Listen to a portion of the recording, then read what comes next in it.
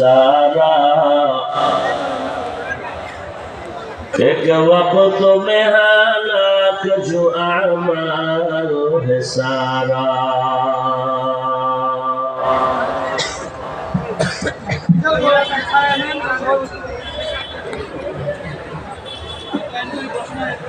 পাবনার প্রাণ কেন্দ্রে প্রতিষ্ঠিত ইসলামী বিদ্যাপীঠ খালেজ দ্বীনি প্রতিষ্ঠান জাতিকে পরকাল জিন্দেগির যেমন শান্তির ঠিকানা দেখাবেন, দুনিয়াতেও শান্তির ঠিকানা দেখাবেন কোরআন সুন্নাহর আলোকে একমাত্র উলামায়ে কেরাম।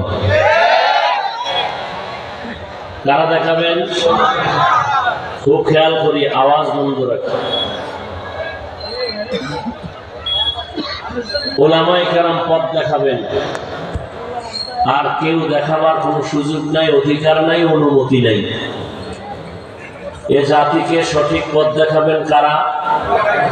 জবান খুলেন, কারা? উলামায়ে কেরাম। সারা দুনিয়ার বিধর্মীরা পাগল হয়ে গেছে,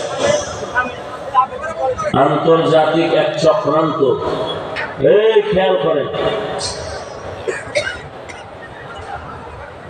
আন্তর্জাতিক চক্রান্ত উলামায়ে কেরামের ইজ্জত নষ্ট করার জন্য।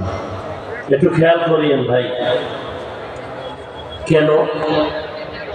উলামায়ে কেরামের প্রতি যদি মানুষের ঘৃণা জমানো যায়, তাহলে মানুষের ওই আলেমের পেছনে নামাজ পড়বে না, ওই আলেমের বয়ান শুনবে না।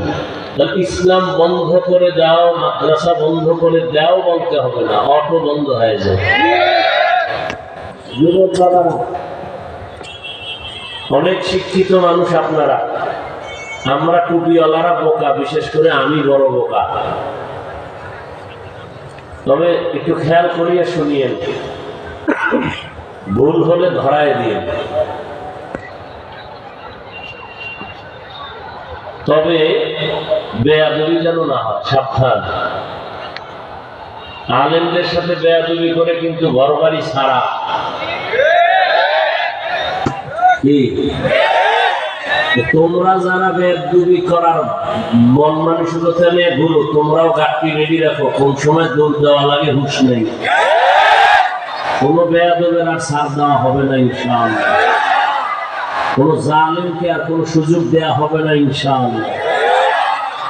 কাফনের কাফন রেডি রাখবেন, যখন আলেম ওলামা ডাক দিবেন আবার ময়দানে আন্দোলন হবে জালেমের বিরুদ্ধে।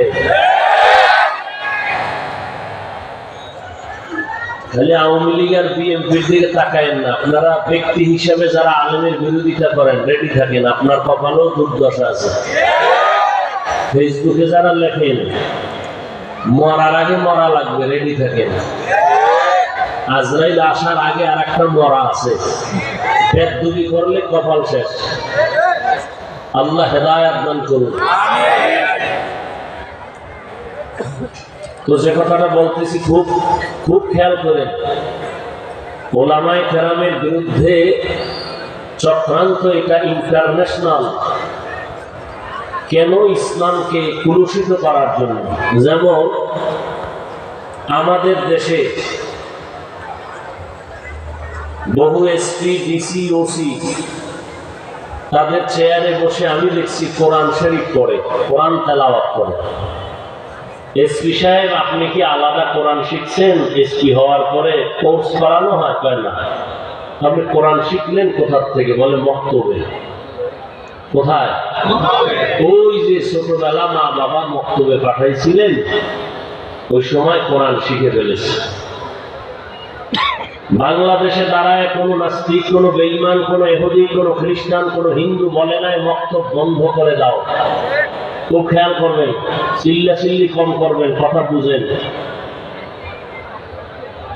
মক্তব বন্ধ করে দাও কোনো হিন্দু বলে নাই, ইহুদি বলে নাই, খ্রিস্টান বলে নাই, বৌদ্ধ বলে নাই, কোনো নাস্তিকও বলে নাই।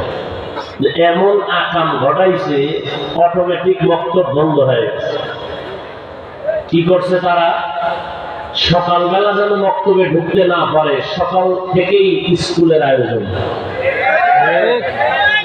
মা মুয়াজ্জিন যখন আজান দিতে উঠে, মাও উঠে সন্তানকে স্কুলে পাঠাবার জন্য। বই ফ্রি, গাড়ি ফ্রি, নাস্তা ফ্রি, এইভাবে দিয়া বাচ্চাগুলোকে ওইমুখী করে দেওয়ার কারণে বলা লাগে নাই মক্তব বন্ধ করো, তাদের অপকৌশলে মক্তব বন্ধ হয়ে গেছে। আমাকে মুসলমানের হুঁশ নেই।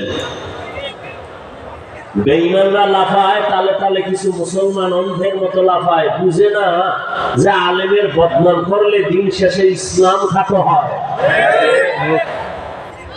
মানুষ বলে ইসলামই ঠিক নাই, হুজুরেরা ঠিক নাই, তো এগো কথার ইসলামও ঠিক নাই। এই জন্য আমি সারা বাংলাদেশে ঘুরে ঘুরে বলি, যারা ওলামায়ে কেরামের বিরোধিতা করে এরা সবগুলো মা বাবার অভিশপ্ত সন্তান। মা বাবার একটাও মুহাব্বতের সন্তান আলেমের বিরোধিতা করতে পারে না। প্রত্যেকটা কপালে মা বাবার অভিশাপ। আল্লাহ পাক ওই গজব থেকে সন্তানদেরকে হেফাজত করেন।